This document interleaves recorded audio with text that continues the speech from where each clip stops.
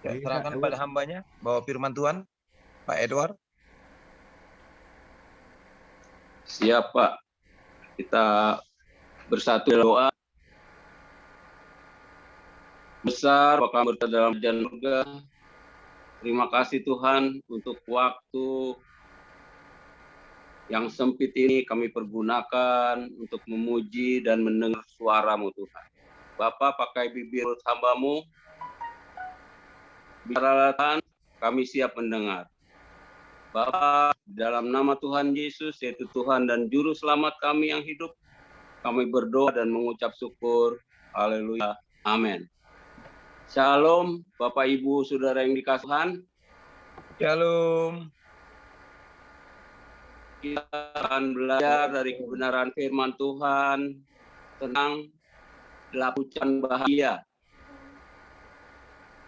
Sebenarnya ini bisa beberapa episode, tetapi mungkin hari ini akan saya tuntaskan, ya, karena ada saran dari seorang teman, langsung saya. Ya. Saya sebenarnya malam ini ingin bahas ayat 3 sampai ayat yang ke-6. Ya. Lanjutan yang kemarin. Saya akan bacakannya buat kita semua. Matius 5 ayat 3, berbahagialah orang miskin di hadapan Allah, karena mereka yang punya kerajaan sorga. Berbahagialah orang yang berduka cita, karena mereka akan dihibur. Berbahagialah orang lemah, karena mereka akan memiliki bumi. Berbahagialah orang yang lapar dan haus akan kebenaran, karena mereka akan dipuaskan. Sementara itu dulu, Bapak Ibu Saudara yang dikasih Tuhan, saya akan mengulas sedikit ke belakang. Bapak Ibu yang dikasih Tuhan, firman Tuhan tentang 8 ucapan bahagia ini, termasuk kamulah garam dan terang, ini adalah pembekalan. Pembekalan dari Tuhan Yesus kepada calon muridnya. Apa dan bagaimana yang harus dilakukan oleh para murid nanti dia menjadi pemberita Injil. Ya. Yang pertama, sebelum belajar tentang firman Tuhan, baiknya hamba-hamba Tuhan tuh harus bentuk dulu karakternya. Ya. Sebelum belajar firman Tuhan, saya ulangi, hamba Tuhan dibentuk dulu karakternya. Kalau langsung belajar firman Tuhan, langsung belajar kebenaran, maka saya pastikan sombong tetap sombong. Yang angkuh tetap angkuh. Yang gila hormat tetap gila hormat. Yang cinta uang akan tetap cinta uang. Oleh karena itu Tuhan Yesus pesan wanti-wanti kepada calon muridnya. Miskin dulu di hadapan Tuhan. Yang pertama, calon hamba-hamba Tuhan harus miskin dulu di hadapan Tuhan. Itu miskin di hadapan Tuhan. Yang pertama, kita takut akan Tuhan. Yang kedua, kita mau mengosongkan diri seperti Tuhan kita mengosongkan diri. Yang tiga, kita harus merendah diri, menyangkal diri, memikul salib. Pembentukan karakterlah yang utama sebelum kita belajar tentang kebenaran. Saya sangat apresiasi sekali kepada Matius. Ya. Matius menulis 8 ucapan bahagia ini dengan urutan yang benar. Nggak gampang zaman dulu mendengar khotbah, mendengar pesan, bisa menulis dengan rinci. Tetapi Matius bisa menulis dengan rinci 8 ucapan bahagia yang tidak boleh dibolak-balik. Nggak boleh belajar firman Tuhan dulu. nggak boleh belajar kebenaran dulu, nggak boleh suci hati dulu sebelum kita miskin di hadapan Tuhan. Sebelum kita mengosongkan diri, sebelum kita merendahkan diri, sebelum kita takutkan Tuhan.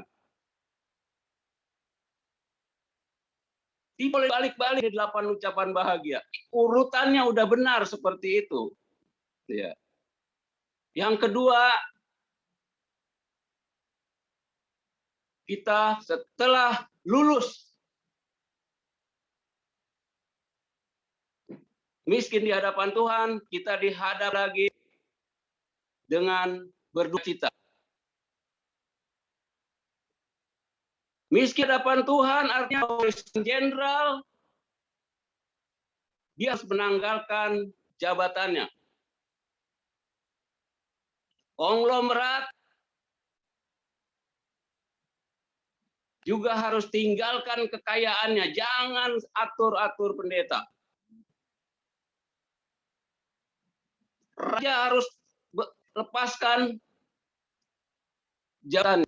Itu kalau dia datang belakangan di gereja, bangku depan udah kosong, udah penuh, dia harus duduk di belakang.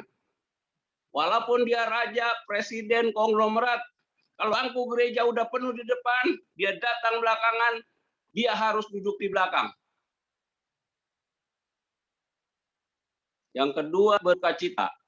Bapak Ibu Saudara yang dikasih Tuhan, tentang ayat berduka cita yang menemukannya di agama Buddha. Ini bagus sekali, ya. Bagus sekali contoh dalam agama Buddha tentang berduka cita. Bapak Ibu tentunya tahu siapa Dewi Kwan Im, ya. Siapa itu Dewi Kwan Im? Ceritanya Dewi Kwan Im adalah manusia real. Manusia utuh seperti kita ceritanya. Ketika dia meninggal, dia berhak menempati nirwana. Menempati sorga kalau dalam kekristenan. Ketika dia diizinkan untuk masuk nirwana, Kwan Im, Dewi Kwan Im meminta satu syarat. Saya mau menempati nirwana, tapi ingin saya untuk menolong umat manusia masih dalam kesulitan. Saya mau masuk surga, tapi izinkan saya untuk menyelamatkan orang-orang yang masih dalam kegelapan. Ini contoh orang yang berduka cita karena melihat orang susah. Ini contoh duka cita karena melihat orang-orang yang belum diselamatkan.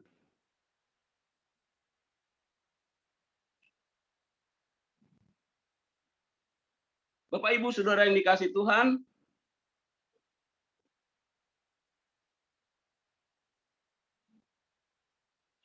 duka cita sebelum mencari kebenaran firman Tuhan itu penting sekali.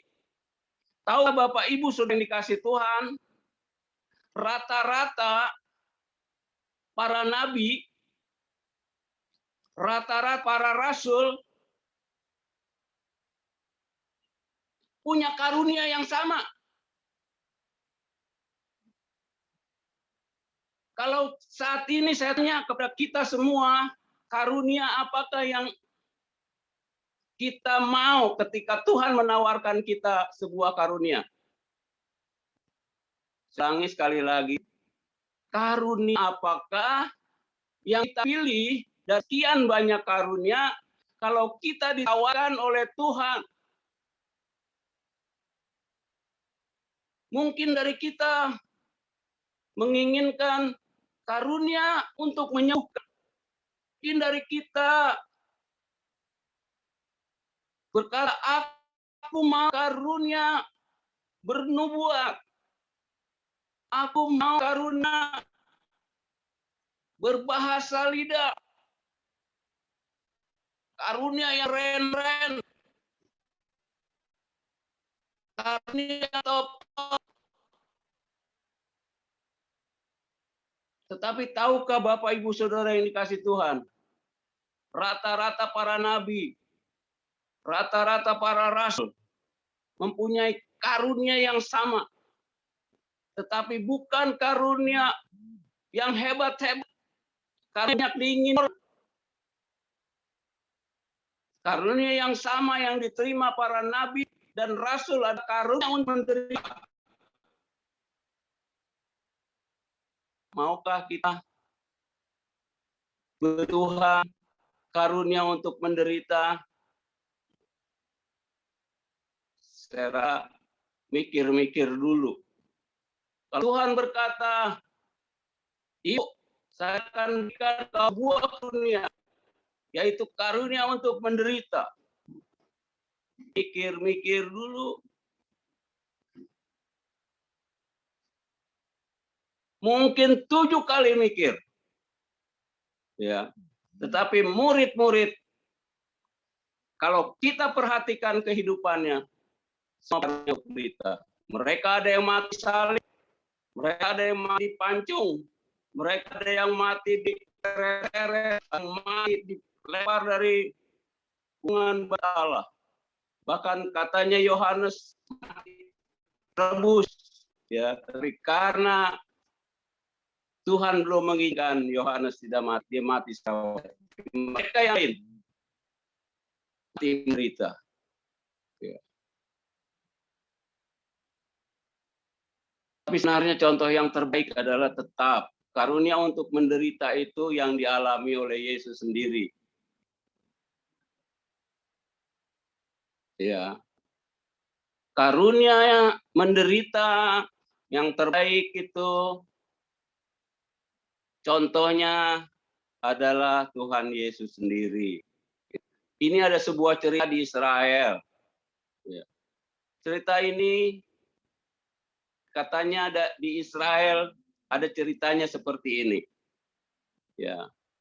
Ketika Tuhan Allah ingin menciptakan manusia, kita tahu Allah memanggil anak-anaknya. Dari inilah asal mulanya demokrasi. Kalau orang bilang itu ciptaan manusia, bukan. Demokrasi itu dimulai dari ujian, dimulai dari sorga. Bumi dibuat dari sorga. Semuanya dari sorga. Diterjemahkan oleh Hana, dalanya adalah firman. Jadi semuanya berasal dari firman. Tidak satu pun yang bukan dari firman. Kalau saudara menemukan gunung, itu gunung mulanya dari firman. Kalau saudara menemukan pohon, itu pertamanya daripada firman. Ya. Jadi pertama sekali demokrasi dimulai dari sorga. Dicontohkan oleh Tuhan Allah kita sendiri. Lanjut ceritanya, ketika Allah mengumpulkan anak-anaknya, mereka berdemokrasi ingin menciptakan manusia. Dimintalah pendapat kepada malaikat keadilan. Bagaimana kalau saya ingin menciptakan manusia? Malaikat keadilan bilang, Tuhan, jangan dibuat manusia. Jangan dibuat manusia, karena manusia nantinya tidak bakalan bisa adil.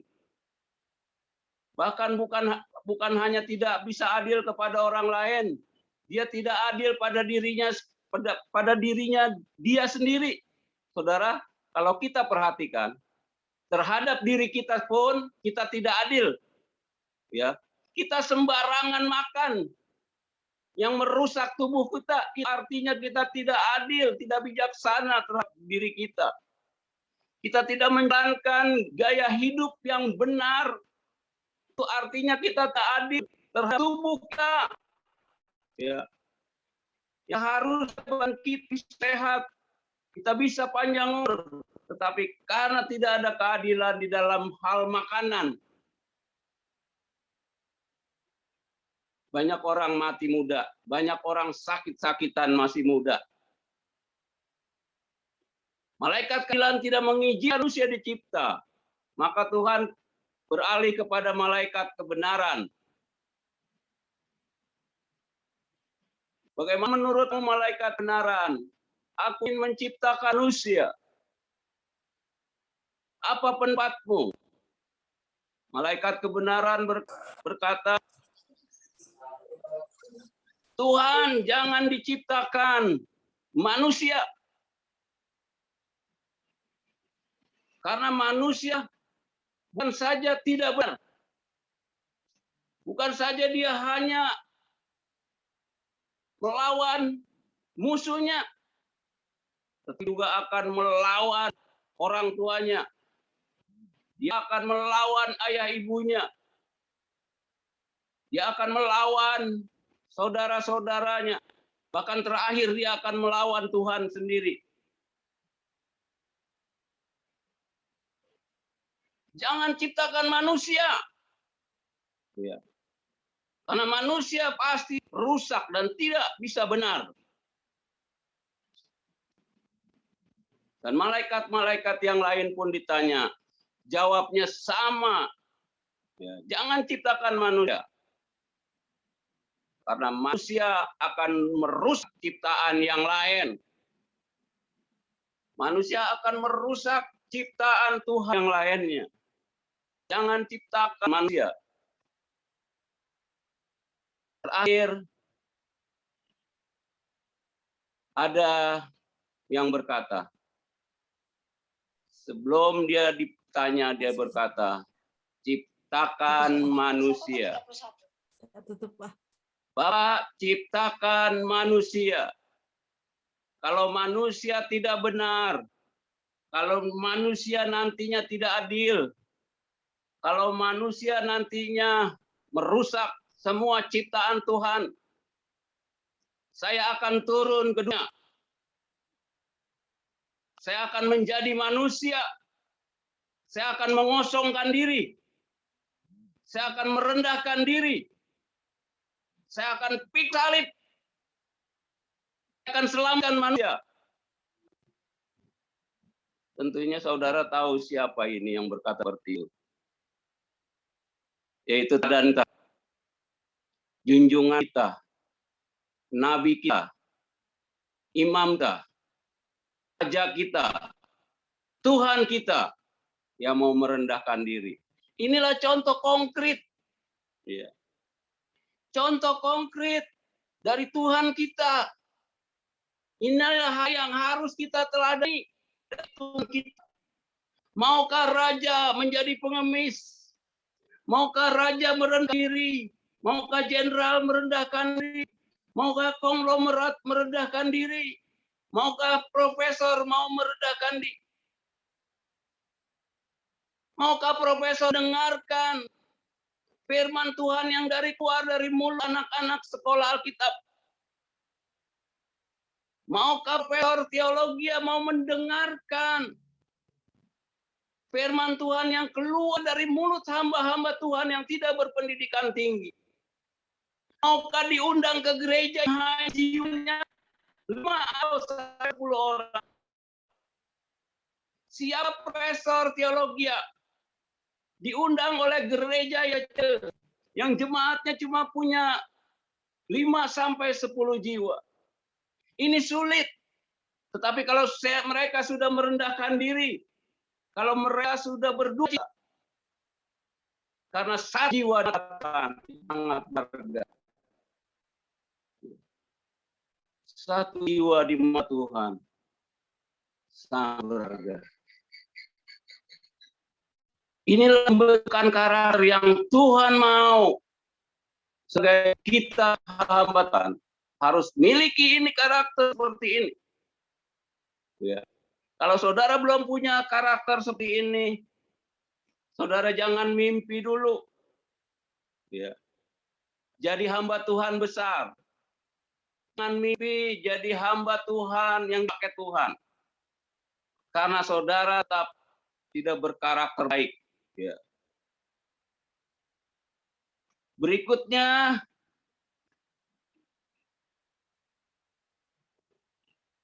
Berbahagia orang yang lemah lembut, karena mereka akan memiliki. Bapak Ibu, Saudara yang dikasih Tuhan, Tuhan kita Maha Kuasa.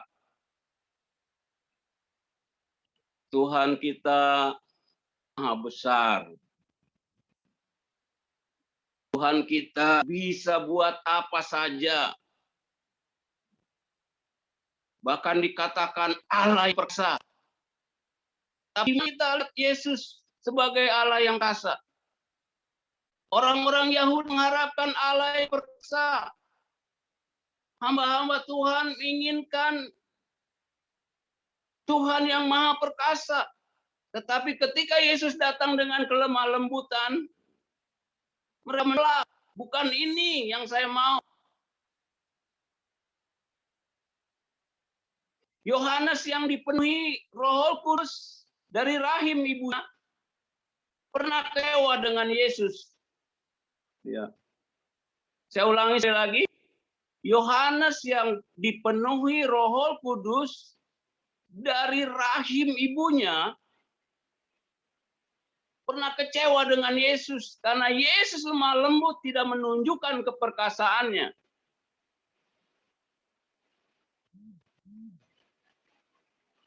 Dari malam inilah ya, saya melihat keperkasaan Tuhan. Dari mengosongkan diri inilah saya melihat kehebatan Tuhan, keperkasaan Tuhan. Tuhan menjadi daging inilah saya melihat keperkasaan. Ketika Yohanes mengutus murid-muridnya untuk menanyakan kembali, menanyakan ulang kepada Yesus, benarkah dia Mesias yang dijadikan? Jawabannya keren banget, Bapak Ibu Saudara yang kasih Tuhan. Saya ulangi sekali lagi, ketika utusan Yohanes mengutus anak buahnya, anak muridnya untuk bertanya pada Yesus, apakah kita harus menunggu Mesias yang lain? Apakah Yesus Mesias sebenarnya? Jawabannya keren banget. Jawabannya nggak bisa lagi diprotes, nggak bisa lagi dikomplain. Ya. Yesus dengan bahasa saya, Yesus apakah Mesias yang kami tunggu? Yesus menjawab, Yesus sudah menjawab, ya aku Mesias yang kamu. Aku adalah Tuhan. Aku adalah imam. Aku adalah raja. Aku adalah nabi. Dia nggak jawab seperti itu. Jawabannya bagi saya keren banget. Ketika dia ditanya seperti itu, dia jawab, ya saja. Yang buta melihat, yang tuli mendengar, yang timpang berjalan, yang lupakan, bahkan yang mati dihidupkan kembali. Ini keren. Jawaban ini keren banget. Udah nggak bisa lagi kritis. Ya. Walaupun sekelas profesor tidak lagi bisa mengkritisi Yesus dengan jawaban seperti ini. Ini keren. Ya. Yesus menaklukkan musuhnya dengan lemah lembut. Bukan dengan kuasa tik, bukan dengan kuasa tentara, bukan dengan kuasa ekonomi. Tetapi Yesus menaklukkan musuhnya. Yesus mengajak murid-muridnya. Yesus mengajak orang banyak untuk mengikuti dia.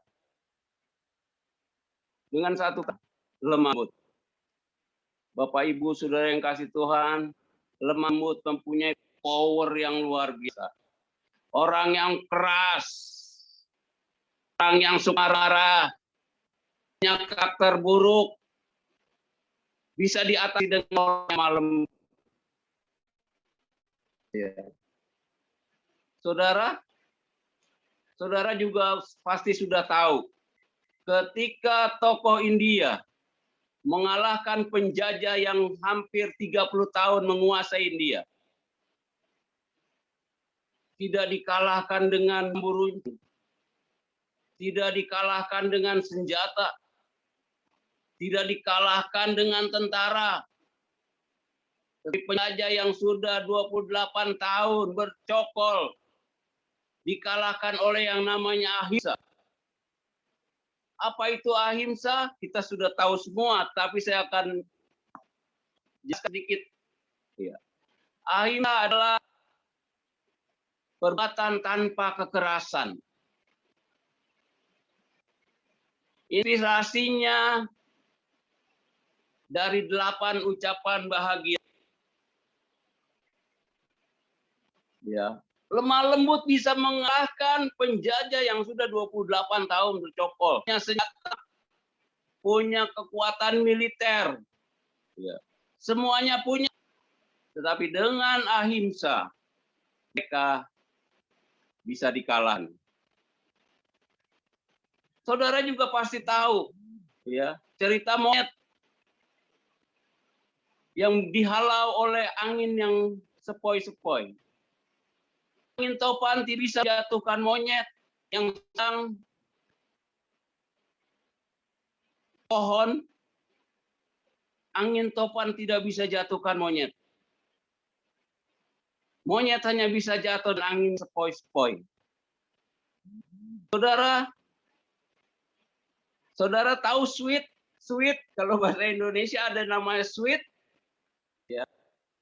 Sweet di Indonesia, kalau jempol ini berarti gajah. Kalau telunjuk, orang. Kalau kelingking, semut. Ya. Gajah, saudara tahu, kalahnya semut. Gajah kalahnya dengan orang kecil, orang yang lemah. Ya. Semut bisa kalahkan gajah. Begitu juga Jepang, Bapak Ibu Saudara yang kasih Tuhan. Kalau namanya sweet itu berupa batu, gunting, dan kertas. Batu kalah dengan kertas. Artinya apa? Yang keras, yang rara, kalahnya sama yang lemah, sama kertas. Ini menunjukkan bahwa apa yang diajarkan Yesus, ikutlah aku karena aku lembut. Kita ada amin. Saudara, hamba Tuhan, mengajar dengan kekerasan, tidak diajarkan Tuhan. Tuhan mengajarkannya untuk hamba-hamba Tuhan dengan cara lemah lembut. Ya. Yang berikutnya, singkat saja.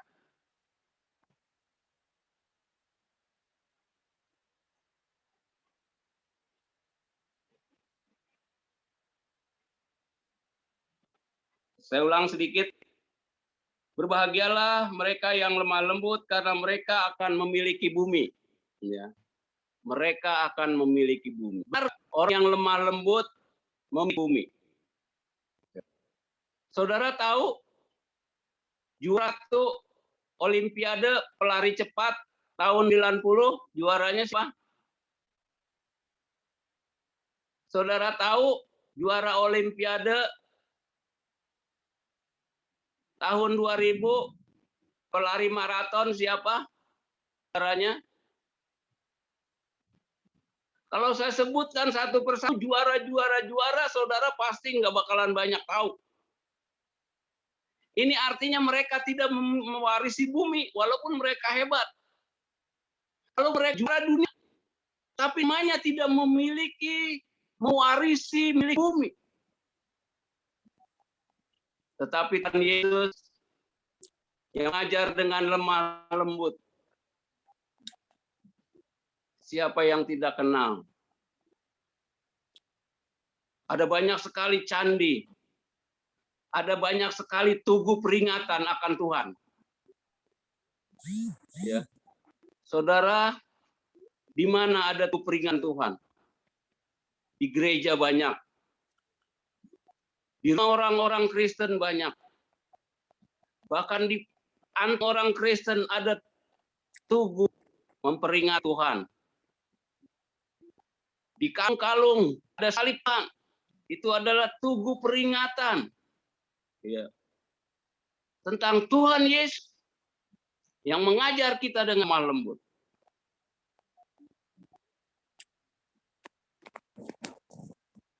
Inilah yang dimaksud Tuhan. Mereka yang lemah lembut akan mewarisi bumi. Yang berikutnya, berbahagialah. Berbahagialah orang yang lapar dan haus akan kebenaran, karena mereka akan dipuaskan. Kelas 4. Setelah karakter bentuk, maka kita baru diajar tentang firman Tuhan. Kita baru belajar tentang kebenaran. Ya. Kita tidak khawatir lagi kalau mereka sudah ditempa karakternya. Kita nggak bakalan takut lagi. Tetapi belajar mantul bukan sembarangan. Belajar firman Tuhan nggak bisa sembarangan. Nggak bisa asal-asal. 1-2 jam nggak bisa. Firman Tuhan itu terlalu agung. Firman itu terlampau hebat. Firman Tuhan melampaui fisika. Firman Tuhan itu metafisika. Firman Tuhan yang bisa ditekan oleh Tuhan sendiri. Mereka itu agak setuju dengan Katolik. Saya agak setuju dengan Katolik yang melarang umatnya untuk baca kitab. Tidak aman untuk belajar firman Tuhan. Saya juga pernah salah di dalam memberitakan kebenaran firman Tuhan. Dulu saya ngotot, siapa yang percaya pasti diselamatkan. Siapa yang mengaku bahwa Yesus itu adalah Tuhan akan diselamatkan. Ternyata salah. Saya tidak melihat konteksnya. Saya tidak melihat keadaannya pada waktu ngomong seperti itu. Apa Paulus bisa ngomong seperti itu? Mereka yang mengaku bahwa Yesus Kristus adalah Tuhan akan diselamatkan. Kenapa Rasul Paulus ngomong seperti itu? Karena pada waktu itu Tuhannya adalah Raja Romawi. Orang berani mengaku Tuhan selain Raja Romawi. Kalau ada orang yang Tuhan selain Raja Romawi, risikonya akan mati. Kalau dia bangsa Romawi, dia akan dipancung, tetapi kalau bukan bangsa Romawi, dia akan disalib. Tetapi pada waktu sekarang, nggak bisa seperti asal ngaku aja Tuhan diselamatkan, karena situasinya sekarang udah situasinya tidak mencekam lagi, situasinya tidak menurutkan lagi. Kita harus belajar mulai dari A sampai Z, mulai dari A sampai Z. Bisa sepotong-sepotong, karena bagi Tuhan hitam adalah hitam, putih adalah putih, dingin adalah dingin, panas adalah panas. Harga mati, enggak setengah. Kalau dia mengasihi kita, dia benar-benar mengasihi. Kalau kita tidak bisa mengasihi dia, dia akan korbankan nyawanya buat kita. Tidak tanggung-tanggung dan tidak sepotong-sepotong. Harga mati. Firman Tuhan itu harga mati. Firman Tuhan itu nggak bisa ditafsirkan oleh akal manusia. Jadi kita harus tetap undang Roh Kudus untuk menyingkapkan kebenaran firman-Nya. 25 tahun saya berdoa yang sama setiap mau makan, setiap mau belajar firman Tuhan. 25 tahun secara terus-menerus ketika saya mau belajar firman Tuhan, berdoa, Tuhan buka hati pikiran saya untuk melihat keajaiban firman Tuhan. Ternyata banyak sekali yang Tuhan singkapkan. Ini juga saudara kami. Banyak sekali yang tidak bisa dijelaskan profesor, doktor kepada saya. Tetapi Tuhan menyingkapkan sendiri. Apa maksudnya? Ya. Bapak, Ibu, Saudara yang kasih Tuhan, untuk singkatnya waktu kita lanjut terus karena akan habisi 8 ucapan bahagia ini. Berbahagialah orang yang murah hatinya karena mereka akan beroleh kemurahan. Saudara, dengan terbentuk karakter saudara, saudara telah belajar firman Tuhan. Saudara baru harus bisa bermurah hati. Saudara bisa bermurah hati seperti apa yang Tuhan mau. Ada banyak orang bisa murah hati, tetapi beda dengan apa yang Tuhan mau. Murah hati seperti apa? Murah hati yang Tuhan mau, apa yang dikatakan Petrus. Ya. Emas dan perak tidak ada padaku, tetapi apa yang aku miliki, di dalam nama Tuhan Yesus bangkit. Kalau zaman sekarang, hamba-hamba Tuhan, mungkin nggak bisa bicara seperti itu, emas dan perak tidak ada padaku. Mobil dan rumah ada padaku.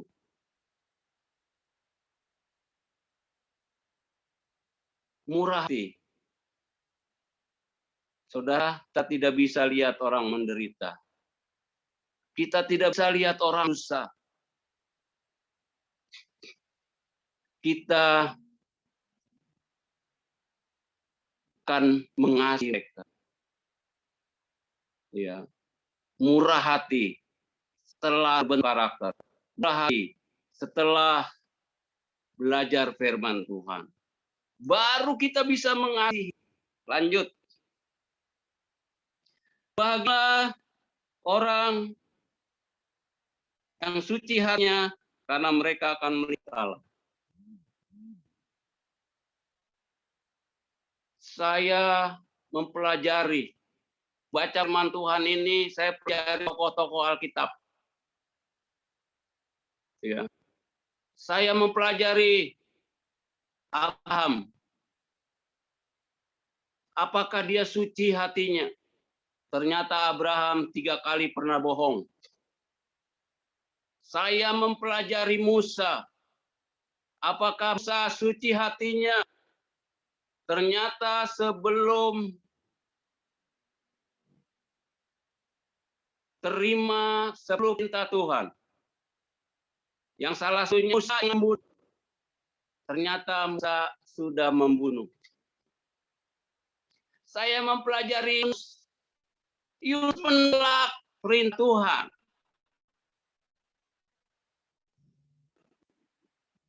Saya tidak menemukan tokoh-tokoh Alkitab itu.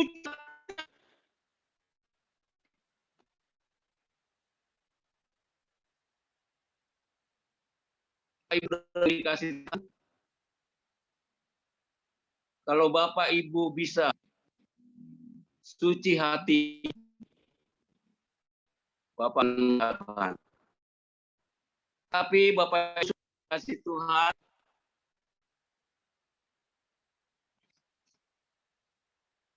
saya membuka sih, ya. Karena saya tidak menemukan tokoh-tokoh yang suci hati.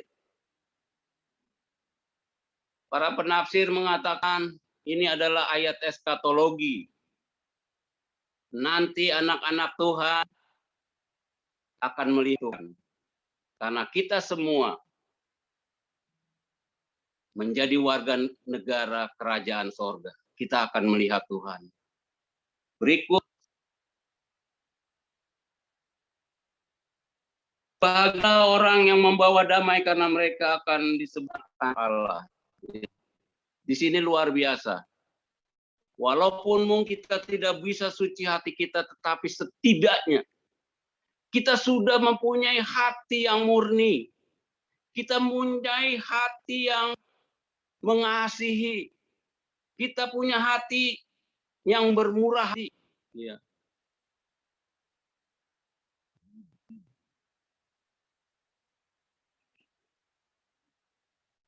Bagi orang yang membawa damai. Ini syaratnya. Kalau menjadi ya, membawa damai. Syarat harus belajar pelan biar ngerti bijaksana Tuhan. Syaratnya harus murah hati. Syaratnya harus hati.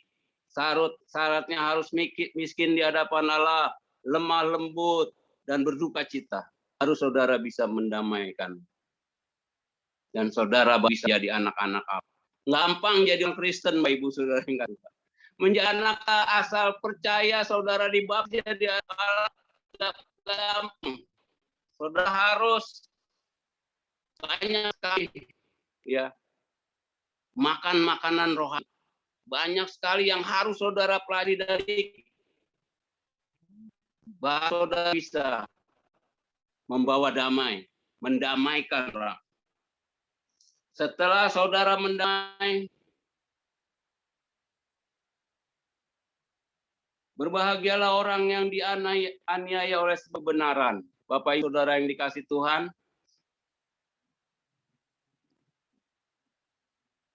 saudara akan kaget. Saudara sudah belajar mati-matian, mengoskan diri, takut akan Tuhan, lemah lembut, murah hati, suci hatinya, belajar firman Tuhan siang malam. Saudara bukan dapat berkat uang, saudara bukan berkat jasmani, saudara bukan dapat kekayaan. Setelah saudara gembleng diri saudara sendiri, murah hatinya, suci hatinya, belajar firman Tuhan, takut akan Tuhan, lemah lembut hati, saudara tidak dapat kaya. Ya. Karena orang yang seperti inilah, hamba-hamba Tuhan seperti inilah yang mendapat karunia untuk menderita. Ya. Berbahagia orang aniaya, saudara udah kuat, saudara diizinkan untuk dianiaya. Inilah muridku. Berbahagialah kamu dicela dan dianiaya kepadamu di tengah segala yang jahat. Apa yang saudara dapat ketika saudara miskin di hadapan Tuhan, lemah lembut, murah hati, suci hati, dan sebagainya yang saudara dapat apa? Berbahagialah kamu jika karena kamu dicela dan dianiaya kepadamu difitnah segala yang jahat. Sukacita dan bergembira karena kamu besar di surga, sebab demikian juga telah dianiaya nabi-nabi yang sebelum kamu. Tuhan memberkati. Kalau ada yang salah itu dari saya, tapi kalau kita berarti itu murni Tuhan. Dan memberkati. Kita berdoa, Tuhan, terima kasih buat firman-Mu ini. Ampuni segala kesalahan hamba kalau memang ada kesalahan Tuhan. Tetapi kalau benar, hamba harap ada berkat yang hamba dan teman terima. Terima kasih Bapak untuk firman-Mu malam hari ini. Di dalam nama Tuhan Yesus ya Tuhan dan Juru Selamat kami yang hidup. Kami berdoa dan mengucap syukur. Haleluya. Amin. Saya kembalikan kepada host.